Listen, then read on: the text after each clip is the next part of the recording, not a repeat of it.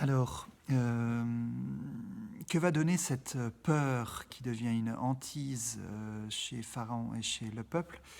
Eh bien, de très graves péchés. Il y a une gradualité dans la peur de Pharaon qui devient une hantise et il embringue le peuple, puisqu'il parle au peuple, il embringue le peuple dans sa propre peur qui devient une hantise et une hantise pour tout le peuple. Le peuple ne pense plus qu'à une seule chose, la multiplication des fils d'Israël. C'est irrationnel et la gradualité du péché de Pharaon et du peuple devient aussi irrationnelle. Alors, première chose, Pharaon décide d'asservir le peuple en lui faisant faire plein de travaux, faisant des grands projets, des grandes villes à son honneur, Pithom et Ramsès. Et ensuite, comme ça ne suffit pas, eh bien, on va transformer cette servitude en asservissement violent. Au verset 13, on dit « Les Égyptiens asservirent les fils d'Israël avec brutalité et leur rendirent la vie amère par une dure servitude qu'ils leur imposèrent avec brutalité. » Mais ça ne suffit pas. Et là, Pharaon se laisse avoir par le tentateur qui lui suggère en fait de passer à l'étape au-dessus, qui est d'exterminer les garçons hébreux. Et ce qui est profondément pervers, Pharaon va d'abord commencer par demander à des sages-femmes, déjà des sages-femmes. Les sages-femmes sont faites pour donner la vie. Et il va leur demander à elles de tuer des enfants. Bon, c'est profondément pervers. Il va en plus demander à pas n'importe quelle sage-femme, mais aux sages-femmes des Hébreux, qui sont elles-mêmes hébraïques. Il leur demande à elles de tuer des garçons de leur propre peuple. Voilà. Mais, et c'est beau, elles vont désobéir. Mais donc ça ne suffit pas, ça ne marche pas. On imagine la colère de Pharaon. Alors Pharaon passe à l'étape au-dessus, c'est-à-dire il embringue tout son peuple dans cet immense crime. Et le peuple eh bien, va le faire, puisqu'on nous dit pas que le peuple ne le fait pas. Le peuple va entrer dans ce péché. Malheureusement, l'histoire contemporaine ou récente manifeste qu'une telle tentation a pris corps aussi avec la folie nazie qui a essayé d'embringuer tout un peuple aussi dans ce crime contre les fils d'Israël. Et auparavant, les fils d'Israël avaient aussi subi régulièrement au cours de l'histoire des persécutions. Donc, gradualité du péché de Pharaon qui s'enfonce de plus en plus dans le mal, qui obéit de plus en plus au tentateur, à Satan. Il y a une gradualité en face, c'est-à-dire une résistance au mal. Vous voyez que chez Pharaon et les Égyptiens, il y a une hantise des Hébreux. Eh bien, dans le peuple hébreu, il y a la crainte de Dieu. Qu'est-ce que la crainte de Dieu ?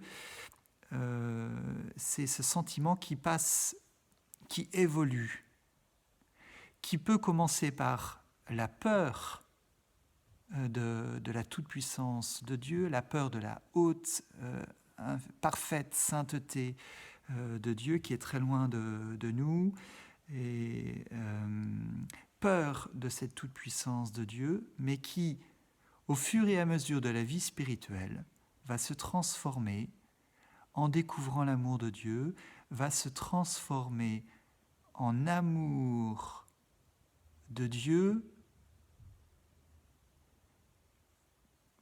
qui est une crainte en partie. Il y a le désir positif d'aimer Dieu, et en même temps la crainte de blesser celui qu'on aime, qui est Dieu et qui ne nous fait que du bien. La crainte de Dieu, aujourd'hui nous la comprenons comme un amour très sensible de Dieu, au point de fuir le péché pour faire plaisir à Dieu, pour lui faire du bien. Et en même temps, nous le savons, pour nous faire du bien. Alors, gradualité chez le peuple, on peut se demander, mais pourquoi est-ce que le peuple ne réagit pas ? Pourquoi est-ce qu'il subit cet asservissement ? Et pour nous, Français, c'est compliqué, puisqu'on a pris une certaine habitude de régler, en tout cas de vouloir régler nos problèmes par des révolutions, par la violence. On voit bien que ça ne résout pas les problèmes. Mais du coup, nous, Français, nous avons du mal à comprendre, oui, cette passivité du peuple qui accepte cette servitude et cet asservissement violent. On peut se dire que ce n'est pas justifié, et en même temps, qu'est-ce que cela montre ? Que, en fait, la peur de Pharaon n'était pas du tout justifiée, puisque le peuple, qui est très fort, ne se révolte pas contre Pharaon, accepte. Bon, mais c'est pas très positif d'accepter un tel asservissement pour soi et puis pour les autres. Pourquoi ils le font ? Là, pour actualiser un petit peu cette question-là, je voudrais vous faire comprendre en fait que nous sommes dans la même situation. Nous sommes dans un monde qui n'est pas régi que par Dieu, dans un monde où il n'y a pas que le bien qui se fait, et nous-mêmes, nous sommes prisonniers de ces habitudes de péché qui sont dans la société. Nous sommes prisonniers de beaucoup de choses, de beaucoup de peurs qui nous font mal agir, peur de perdre son travail, et cette peur de perdre son travail fait que parfois on est prêt à tout pour conserver son travail, pour conserver sa sécurité financière, cette sécurité financière. On est prêt à tout, et parfois à faire ce que notre conscience nous dit de ne pas faire. Voilà, ça a pu nous arriver à certains, et nous pouvons aujourd'hui être tentés de le faire dans cette situation très difficile pour les entreprises, pour les chefs d'entreprise, pour les employés aussi. Il y a des structures de péché dans notre société qui font qu'il n'est pas aisé d'être libre de faire le bien. Eh bien, vous voyez, ça c'est un asservissement, et nous-mêmes, nous ne réagissons pas forcément à cet asservissement. Nous sommes comme le peuple d'Israël. Il y a plein d'autres asservissements que nous subissons, pas forcément de manière entièrement passive, comme si ça ne dépendait pas de nous, mais parce que nous ne sommes pas que victimes, hein, nous sommes aussi acteurs. Par exemple, si je donne trop de place à mon travail et pas assez à ma vie familiale, personnelle aussi, ou amicale, eh bien, je vais subir mon travail. Et je ne vais pas me respecter, ni respecter les autres, et ni Dieu. Vous voyez, toutes sortes de petits asservissements. Après, c'est toutes les dépendances. Que ce soit celles que nous connaissons, pornographie, violence, drogue, alcool, nourriture. Vous voyez, nous nous laissons asservir aussi par bien des choses, bien des travers de notre société.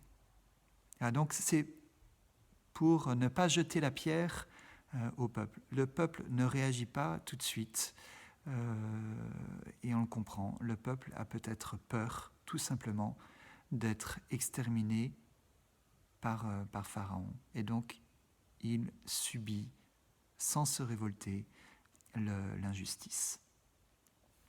Il y a peut-être quelque chose d'autre aussi derrière cette réaction du peuple, c'est que peut-être le peuple compte sur Dieu. Je vous ai dit, en rappelant la bénédiction faite à Abraham, que Dieu a promis de dominer les ennemis d'Israël. Eh bien, le peuple peut-être médite cela et se dit, le temps de Dieu va venir, lui va nous libérer. Et plutôt que d'utiliser la violence pour nous libérer par nous-mêmes, eh bien, nous allons attendre Dieu et lui demander de nous libérer. Et de fait, nous voyons que ces sages-femmes craignent Dieu. Elles ont foi en Dieu. Et donc, on peut penser que le peuple a foi en Dieu. Le peuple ne connaît pas bien Dieu, mais il a entendu tous ces récits de la Genèse et il attend que Dieu agisse. Voilà. Maintenant, ce qui est très beau de voir aussi, c'est que dans le peuple d'Égypte, tout le monde n'obéit pas à Pharaon. La propre sœur de Pharaon, la propre fille de Pharaon et sa sœur désobéissent à Pharaon parce qu'elles ne veulent pas commettre l'innommable, c'est-à-dire tuer un petit enfant. Elles savent qu'il est hébreu, mais elles ont l'audace plutôt de craindre leur Dieu et de refuser d'obéir à Pharaon. C'est très beau. Alors maintenant, sur le deuxième chapitre, plus rapidement, alors d'abord sur le mot une caisse en papyrus. Ça, c'est au verset 3 du chapitre 2. Ne pouvant le cacher plus longtemps, la maman de Moïse trouva une caisse en papyrus, l'enduisit de bitume et de poix. Le mot caisse, c'est le même mot que l'arche de qui ? De Noé. Et ce n'est pas un mot qu'on retrouve très souvent dans la Bible, et donc on l'a retrouvé, ça a été utilisé pour l'arche de Noé, c'est tout. Et là, quand on entend dans le livre de l'Exode ce même mot, on se dit « Oh là là, Dieu a sauvé l'humanité par l'arche de Noé. » Si Dieu emploie ce même mot-là, c'est peut-être qu'il annonce le salut. Et c'est vrai. Voilà, un salut extraordinaire est attendu par Israël. Et alors Moïse, le personnage, eh bien, c'est un prince égyptien élevé avec Pharaon, mais qui n'a pas la même mentalité que lui, la même personnalité que Pharaon. Alors que Pharaon ne se laisse absolument pas attendrir par la souffrance du peuple d'Israël, Moïse sort à la rencontre de son peuple et est sensible à cette souffrance. Il se laisse toucher par l'injustice et il est impulsif et va, sous le coup de l'impulsivité, parce qu'il ne connaît pas Dieu, va trouver des solutions violentes qui, en lui-même, voilà, il va tuer. Il pense que c'est la solution, mais ce n'est pas la solution. Il va devoir partir. Après, il va se dominer un petit peu quand il voit, il est au bord du puits, il voit ces bergers qui maltraitent des femmes. Eh bien, il ne va pas les tuer, mais il va protéger ces femmes. Donc, c'est un homme bon, assez prometteur, voilà, prince, mais fils d'Israël. Touché par l'injustice, impulsif, qui veut faire le bien, qui veut rétablir la justice. Un petit mot sur le puits au verset 15. Quand vous voyez puits dans la Bible, souvent il va se passer quelque chose. C'est un lieu de rencontre très important pour les personnages. Et la fin, eh bien, vous voyez, le peuple gémit vers Dieu, crie sa souffrance vers Dieu, et la bonne nouvelle, réponse à la question initiale, Dieu entendit leur plainte, Dieu se souvint de son alliance avec Abraham, Isaac et Jacob. Voilà, c'est beau. Dieu manifeste son amour, Dieu va faire quelque chose. Pour nous aussi, Dieu va faire quelque chose dans cette situation très compliquée. Gloire à Dieu.